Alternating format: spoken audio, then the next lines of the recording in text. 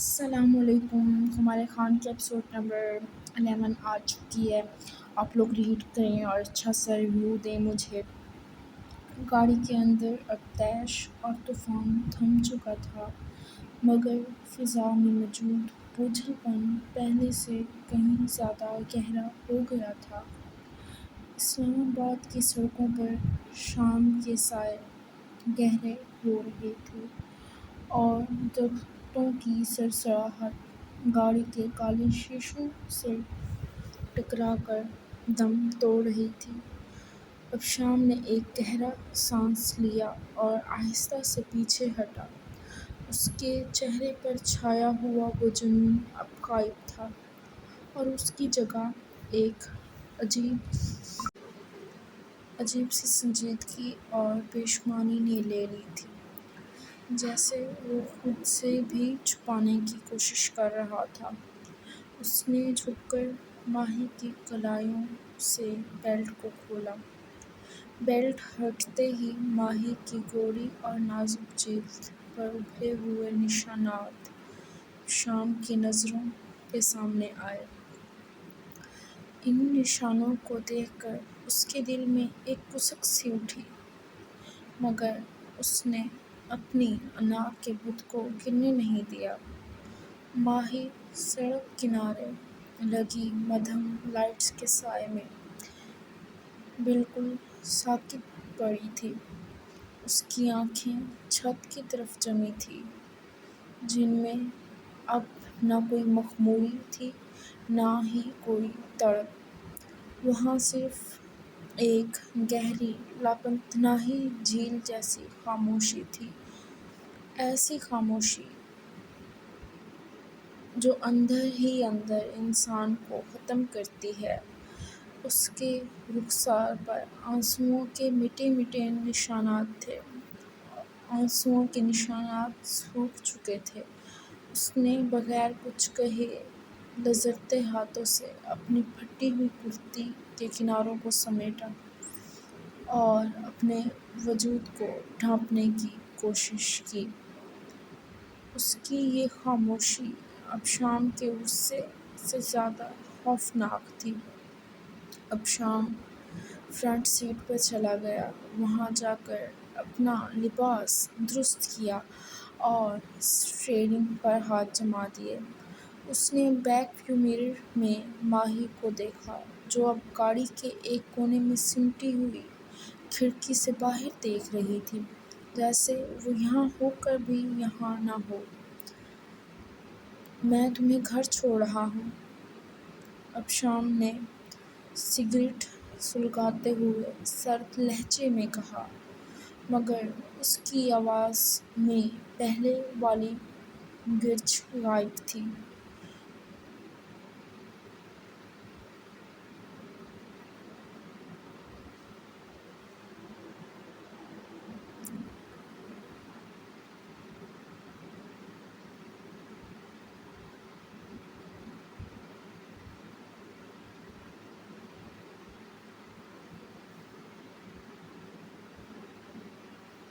اور ذوشان شاہ کے ساتھ آج رات کی میٹنگ میں تم نہیں جاؤ گی؟ یہ میرا آخری فیصلہ ہے۔ ماہی نے کوئی جواب نہیں دیا۔ اس کی خاموشی اب شام کو چبھنے لگی۔ اس نے گاڑی کو اسٹارٹ کی اور حویلی کے بجائے ماہی اور فریحہ بیگم کے گھر کی طرف رخ کر لیا، کیونکہ وہ جانتا تھا کہ اس حالت میں ماہی کا حویلی جانا نئے طوفان کھڑے کر دے گا۔ گھڑی ہنوز 8:30 بجا رہی تھی۔ ذوشان شاہ اپنے کیبن میں کھڑا بار بار اپنی کلائی پر بندھی گھڑی دیکھ رہا تھا۔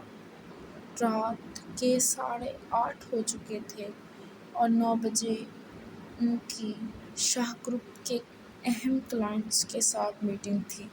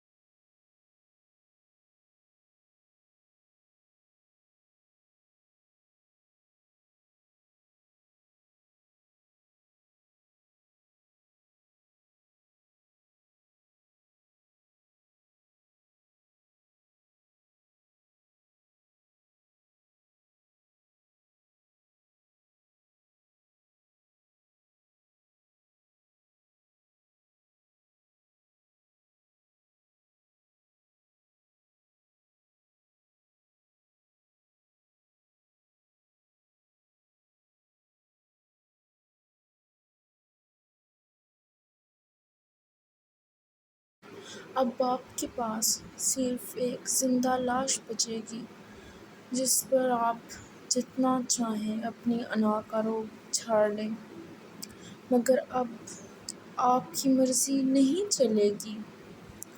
یہ کہہ کر وہ تیزی سے بلڈنگ کے اندر چلی گئی اور ابشام وہیں اسٹیئرنگ پر ہاتھ مار کر رہ گیا۔ اسے سمجھ نہیں آ رہا تھا کہ وہ جیت کر بھی اتنا ہارا ہوا کیوں محسوس کر رہا ہے۔ وہ تو ماہی کو کسی اور کے لیے چھوڑنا نہیں چاہتا تھا۔ یہ کیا ہو رہا تھا جو اس کی سمجھ سے باہر تھا؟ گھر میں داخل ہوتے ہی ماہی نے دروازہ اندر سے بند کیا اور پیٹھ دیوار سے لگا کر نیچے بیٹھ گئی۔ اب اس کے ضبط کا بندھن ٹوٹ چکا تھا۔ وہ اپنے گھٹنوں میں سر دے کر پھوٹ پھوٹ کر رو دی۔ کمرے کا اندھیرا اس کے دکھ کا گواہ تھا۔ جہاں وہ اپنی پامال ہوتی عزت اور ابشام کے اس نفرت بھرے جنون کے بیچ خود کو بالکل تنہا محسوس کر رہی تھی، اسی وقت ہال میں پڑے اس کے بیگ کے اندر سے اس کا فون بجنے لگا۔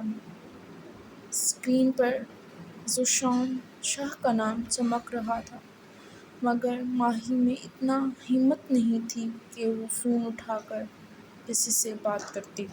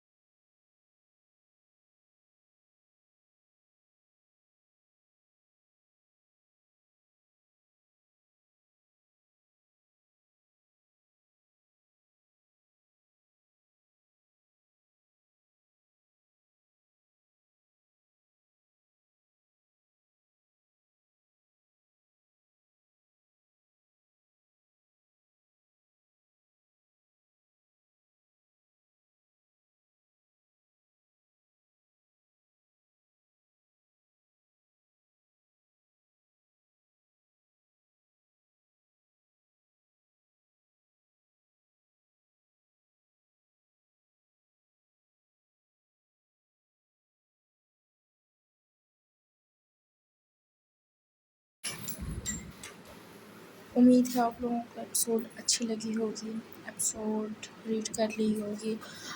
لاسٹ میں آپ لوگ چینل کو سبسکرائب لازمی کیجیے اور کمنٹ لازمی کیجیے گا کہ آپ لوگوں کو اسٹوری کیسی لگ رہی ہے۔ آج کے لیے بس اتنا ہی، اور انشاءاللہ کل بھی ایپیسوڈ دینے کی میں پوری کوشش کروں گی، اور آپ سب لوگ اپنا خیال رکھیے گا۔ اوکے، اللہ حافظ۔